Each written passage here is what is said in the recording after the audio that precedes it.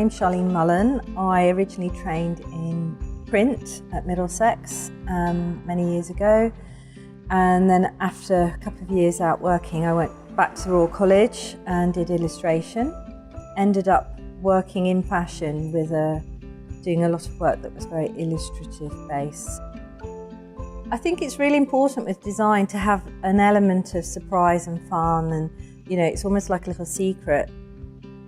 I quite like putting in things like little stories. I suppose that's the illustration background I have, that it's quite nice having a narrative there, that people are surprised by little things when they start looking at the detail. The most fundamental thing to my work is drawing. I mean, that's the absolute start of anything I do. I get inspiration from all different areas where I find patterns. So about 5 years ago, I decided that I would quite like to see the process through to the end and make the products.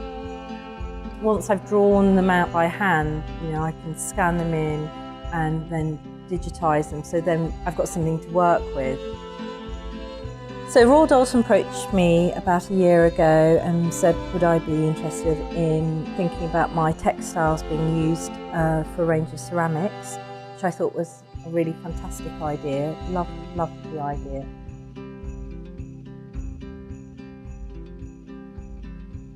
I think my favourite piece is actually the 4 London plates that runs across the 4, because it's managed to really capture the idea of a story running across the plates. I think it's just amusing, and it really makes me feel like it's really close to my work.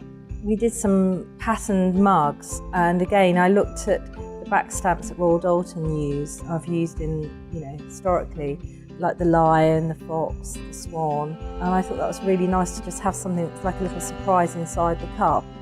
Well, one of the things I think is great about having the things on the plates is that they'll work really well on the table, but they'll also work really well as like an accent on a wall.